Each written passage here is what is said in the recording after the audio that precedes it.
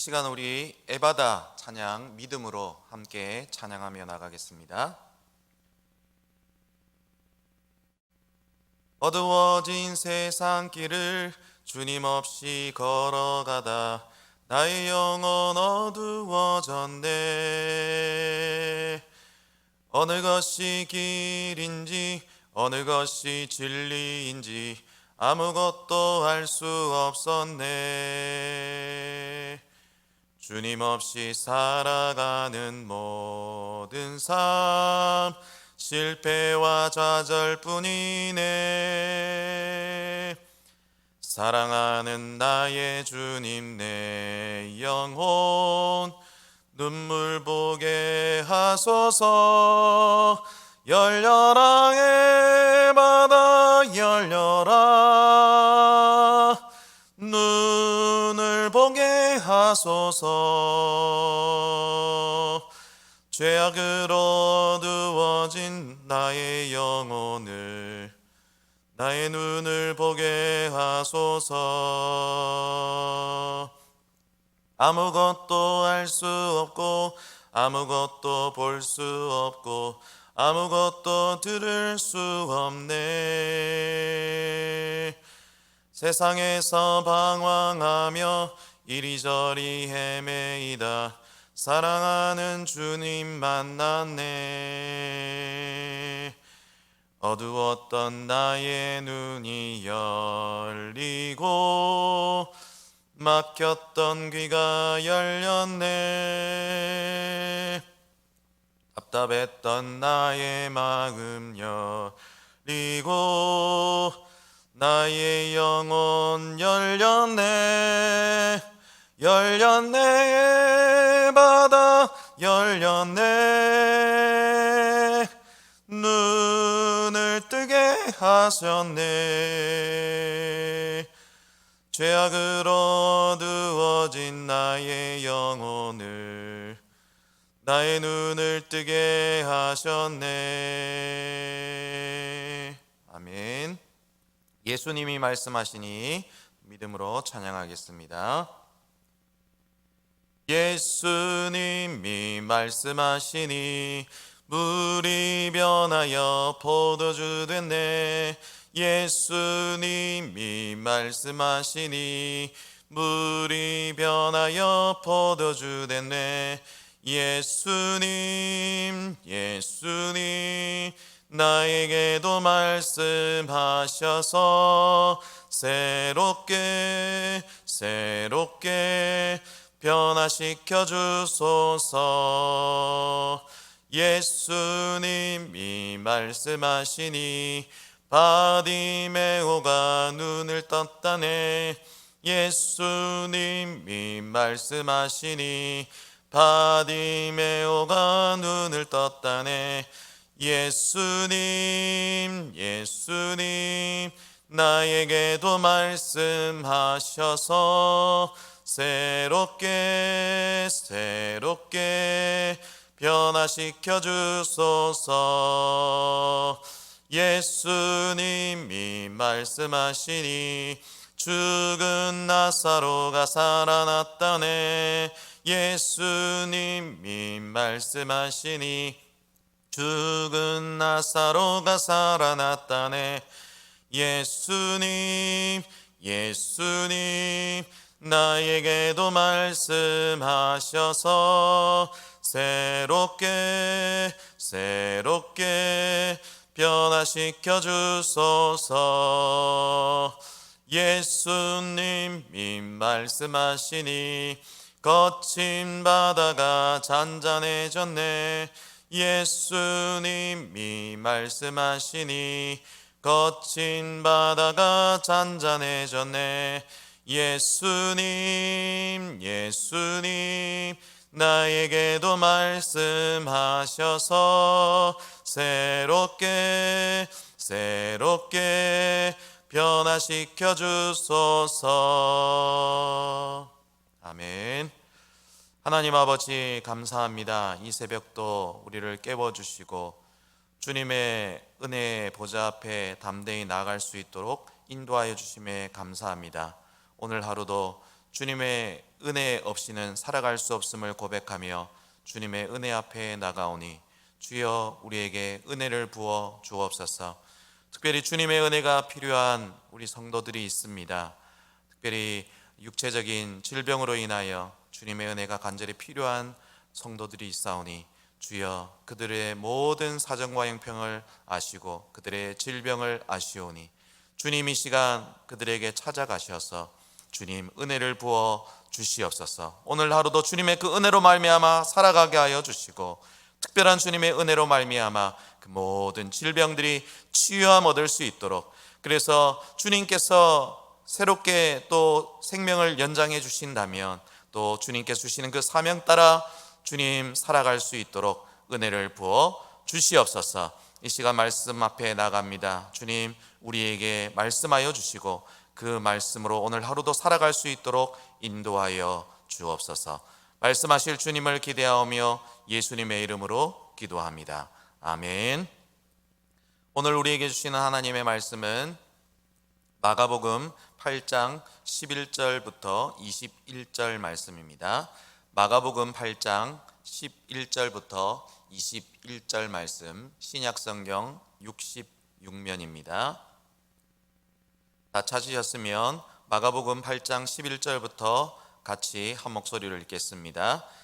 바리새인들이 나와서 예수님을 힐난하며 그를 시험하여 하늘로부터 오는 표적을 구하거늘 예수님께서 마음속으로 깊이 탄식하시며 이르시되 어찌하여 이 세대가 표적을 구하느냐? 내가 진실로 너희에게 이르노니 이 세대에 표적을 주지 아니하리라 하시고 그들을 떠나 다시 배에 올라 건너편으로 가시니라. 제자들이 떡 가져오기를 잊었음에 배에 떡 한 개밖에 그들에게 없더라. 예수님께서 경고하여 이르시되 삼가 바리새인들의 누룩과 헤롯의 누룩을 주의하라 하시니 제자들이 서로 수군거리기를 이는 우리에게 떡이 없음이로다 하거늘 예수님께서 하시고 이르시되 너희가 어찌 떡이 없음으로 수군거리느냐? 아직도 알지 못하며 깨닫지 못하느냐? 너희 마음이 둔하냐? 너희가 눈이 있어도 보지 못하며 귀가 있어도 듣지 못하냐? 또 기억하지 못하느냐? 내가 떡 5개를 5,000명에게 떼어줄 때에 조각 몇 바구니를 거두었더냐? 이르되 12이니이다. 또 7개를 4,000명에게 떼어줄 때에 조각 몇 광주리를 거두었더냐? 이르되 7이니이다. 이르시되 아직도 깨닫지 못하느냐 하시니라. 아멘. 우리의 몸이 건강을 유지하려면 좋은 음식을 먹고 운동도 해야겠지만 몸에 쌓이는 노폐물과 독성 물질도 빼내야 합니다. 그래서 한때 디톡스, 즉 몸의 독소를 제거하는 다이어트가 한창 인기였을 때가 있었습니다. 그래서 그때 디톡스 주스라는 것이 또 한참 유행을 했었죠. 그런데 여러분, 독소는 우리의 몸에만 쌓이는 것이 아닙니다. 우리의 마음과 생각을 비롯한 삶 자체에도 나쁜 성분들이 쌓입니다. 절망과 좌절, 상처와 분노, 불신과 질투 등의 나쁜 성분들이 우리의 개인과 가정 그리고 일터에 쌓이면 언젠가 큰일이 터질 수밖에 없습니다. 그러므로 우리의 영육간에 좋지 못한 것들을 반드시 디톡스 해야 하는 것이죠. 오늘 보면 15절 말씀을 보시면 예수님은 제자들의 삶에 독소가 있다고 지적하시면서 그것을 누룩이라는 표현을 쓰며 말씀하고 계십니다. 15절에 이렇게 말씀합니다. 예수님께서 경고하여 이르시되 삼가 바리새인의 누룩과 헤롯의 누룩을 주의하라 하시니, 여기서 누룩은 빵이나 떡 반죽을 순식간에 잔뜩 부풀려 먹기 좋게 만들고 또 사람의 위에서도 소화가 잘 되도록 돕는 그런 첨가물입니다. 이렇게 적은 양의 누룩만으로도 엄청난 양의 곡물 반죽을 부풀릴 수 있기 때문에 성경에서는 특히 매우 강한 나쁜 영향력 또는 전염성을 표현할 때 주로 이 누룩이라는 단어를 쓰게 됩니다. 그러므로 예수님께서 제자들을 보실 때 그들의 삶 속에는 매우 강한 영향력과 전염성을 지닌 디톡스 해야만 하는 독소가 있었던 것입니다. 과연 제자들에게는 어떤 독소가 있었을까요? 오늘 이 말씀을 통해 우리에게도 이 독소가 없는지 돌아보고 있다면 우리의 삶에서 그것들이 디톡스 되어져서 새로워지기를 주님의 이름으로 축복합니다. 오늘 본문의 배경인 앞부분을 보면 예수님께서 데가볼리라는 지방의 광야에서 말씀을 전하시자 또다시 수천 명의 사람들이 몰려들었습니다. 그런데 이 사람들은 어찌된 일인지 사흘이 지났는데도 도무지 집으로 갈 생각을 하지 않았습니다. 당시 예수님께서 가르치신 곳이 아무것도 없는 허허벌판이었기 때문에 사람들은 꼼짝없이 사흘 동안 배고픔을 참으며 있었을 것입니다. 하지만 그들은 꼼짝도 하지 않고 예수님의 말씀에 모든 신경을 집중하였습니다. 그들은 말씀의 맛을 느꼈던 것이죠. 그러니 배가 고팠음에도 불구하고 그 자리를 뜰 수가 없었던 겁니다. 예수님은 이런 데가볼리 지역 주민들의 열정에 크게 감동하셨습니다. 그러나 한편으로는 그들의 육적인 배고픔을 보시며 애가 끓었습니다.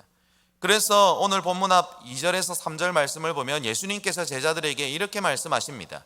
내가 무리를 불쌍히 여기노라. 그들이 나와 함께 있은지 이미 사흘이나 지났으나 먹을 것이 없도다. 만일 내가 그들을 굶겨 집으로 보내면 길에서 기진하리라. 그 중에는 멀리서 온 사람들도 있느니라. 하지만 4절에 보면 제자들의 반응은 매우 퉁명스러웠습니다. 예수님은 정말 애가 끓어서 이들이 지금 배 사흘 동안 굶주려 있기 때문에 그냥 보내면 안 된다고 생각하시면서 이렇게 말씀하셨는데 제자들은 이렇게 말합니다. 제자들이 대답하되 이 광야 어디서 떡을 얻어 이 사람들로 배부르게 할 수 있으리이까.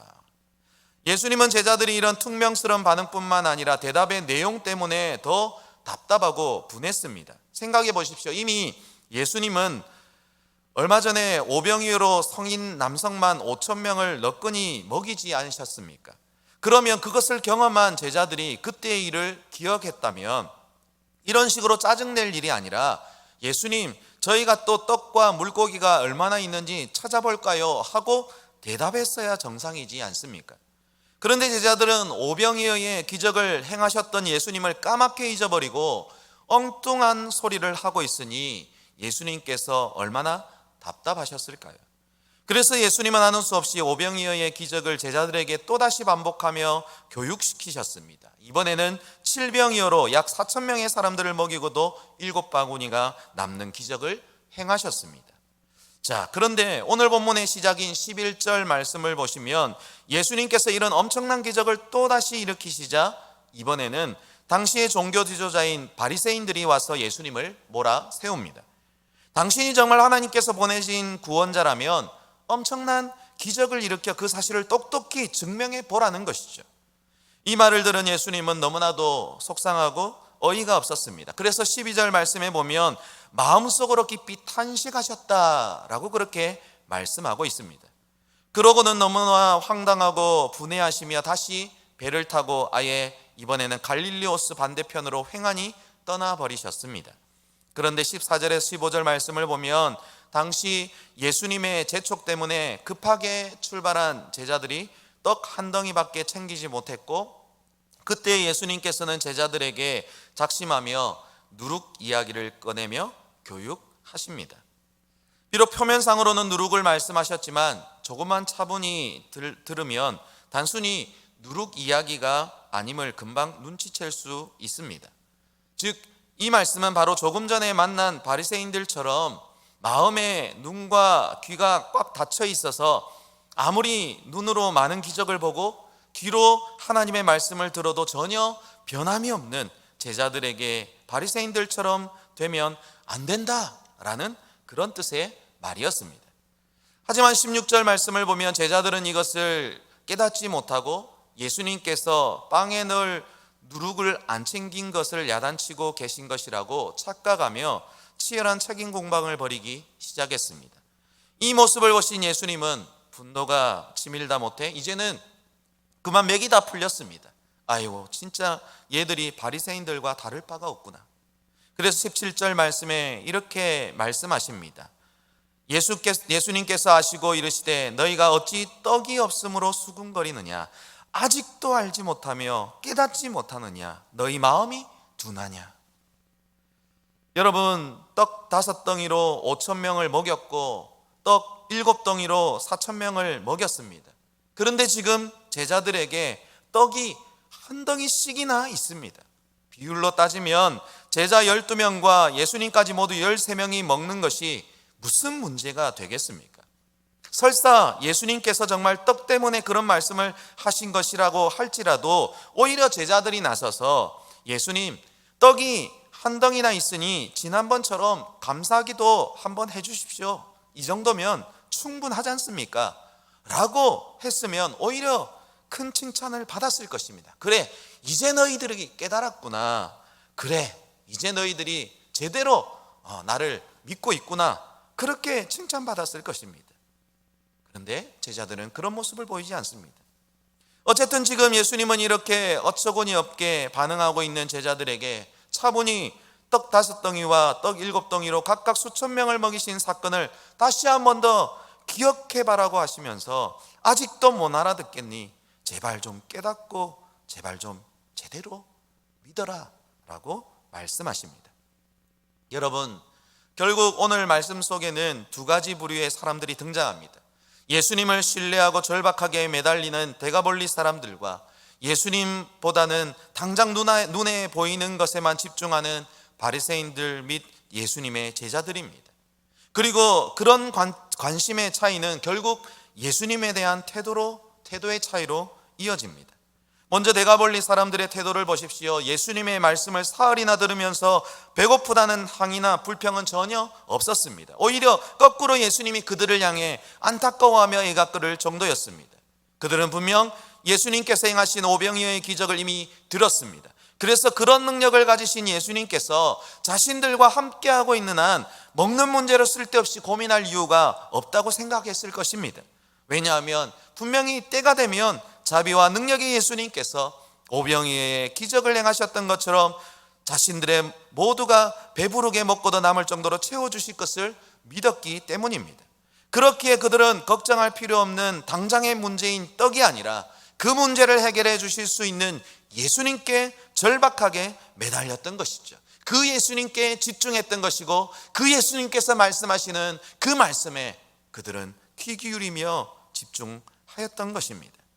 하지만 바리새인들과 예수님의 제자들은 능력의 예수님 자체가 아니라 예수님께서 일으키시는 기적 자체에 집중하였습니다. 그렇게 이 바리새인들은 끊임없이 더 크고 더 많은 기적을 요구했고 예수님의 제자들은 충분한 떡에만 온통 정신을 빼앗겼습니다. 그래서 정작 그런 기적을 베푸시는 그런 기적의 근원이신 예수님을 바로 믿지 못하였던 것이죠. 그리고 바로 이런 점에서 바리새인들과 예수님의 제자들은 조금 더 차이가 없었습니다. 그러니 결국 모든 능력과 기적의 근원이신 예수님께 집중하고 믿고 매달린 데가볼리 사람들은 걱정이나 불평할 이유가 없었지만 기적 자체에 자신들의 문제에 집중하는 바리새인들과 예수님의 제자들은 항상 근심과 불평이 가득하고 믿음의 발전이 없었던 것입니다. 왜냐하면 아무리 예수님께서 떡을 많이 만드셔도 그 떡은 언젠가 사라지게 되어 있고 아무리 예수님께서 수많은 병자들을 고치셔도 새로운 병자는 늘 생겨나기 때문입니다. 이처럼 예수님 자체에 매달리지 않고 예수님께서 베푸시는 기적과 능력에만 집중하는 바리새인들과 예수님의 제자들은 항상 똑같은 자리만 맴돌았습니다. 여러분, 저와 여러분의 믿음 생활은 어떻습니까? 데가볼리 사람들과 같습니까? 아니면 오늘 본문에 나오는 바리새인들과 제자들과 같습니까? 여러분, 풍선효과라는 말을 들어보셨습니까? 이 말은 문제를 종합적이고 근본적으로 해결하지 않고 당장 눈앞에 보이는 문제만 해결하겠다고 달려들다가 또 다른 엉뚱한 문제가 터지는 것을 가리키는 말입니다. 즉, 이 말은 근본적인 것을 해결하지 않고 당장 눈에 보이는 것에만 급급하면 당장은 문제가 해결되는 것 같지만 조금만 지나면 더 큰 문제가 닥치게 되고 그러면 결국 풍선효과와 같은 피해를 보게 된다는 것입니다. 그러므로 성공적이고 건강한 삶의 관건은 근본을 붙잡는 겁니다. 우리 삶의 문제를 근본적으로 해결하지 않고 당장 눈에 보이는 지엽적인 문제에만 매달리면 우리는 언젠가 지쳐 쓰러질 수밖에 없습니다. 이건 영적으로도 마찬가지입니다. 영적으로 우리의 신앙생활이 건강하려면 모든 것의 근본이신 예수님, 길이요 진리요 생명이신 예수님께 매달려야만 합니다. 그것도 대충이 아니라 대가벌리 사람처럼 목숨 걸고 절박하게 매달려야 한다는 겁니다. 그러면 오늘 본문에 예수님이 대가벌리 사람들에게 질병이어의 기적을 베푸신 것처럼 오히려 하나님께서 더 급해지셔서 우리의 문제를 적극적으로 해결해 주실 것입니다. 그러므로 우리는 우리의 믿음 생활 속에서 오늘 본문의 바리새인들과 제자들처럼 당장 눈앞에 있는 문제들에만 집중하고 그것에 매달리고 쫓아다니는 잘못된 누룩을 제거해야 합니다. 반드시 이런 영적 디톡스가 있어야만 한다는 것입니다. 저와 여러분의 삶에 이런 영적 디톡스가 있기를 주님의 이름으로 축복합니다. 말씀을 맺겠습니다. 요즘 우리는 신종 코로나 바이러스라는 문제에 직면해 있습니다. 이러한 때에 우리의 삶에 있는 풍선효과 같은 악순환의 고리를 끊으려면 오늘 본문의 대가볼리 사람들과 같은 신앙의 모습이 필요합니다. 그러므로 우리는 이제 코로나 바이러스라는 문제에만 몰입되어 집중하며 바라보는 것이 아니라 오히려 그 문제를 근본적으로 완벽하게 해결해 주실 수 있는 예수님, 오직 예수님께만 집중하고 바라보며 오직 예수님만 붙드는 믿음이 필요합니다. 그리고 그렇게 믿음으로 대가벌리 사람들처럼 주님의 말씀에 대한 갈급함을 가지고 날마다 주님 앞에 나아가 그 갈급함을 채워주시는 말씀의 은혜를 날마다 말씀을 읽고 듣고 묵상할 때마다 경험할 수 있기를 주님의 이름으로 축복합니다. 그러면 해결할 수 없을 것 같은 이 코로나 바이러스 문제도, 아니 이것보다 더한 삶의 문제도 주님께서 완벽하게 다 해결해 주실 줄로 믿습니다. 그러기 위해 우리에게도 있을 수 있는 오늘 본문의 바리새인과 제자들의 잘못된 믿음의 모습들을 반드시 디톡스 할 수 있기를 주님의 이름으로 축복합니다. 오늘 들었던 이 말씀 붙잡고 자유롭게 기도하시겠습니다.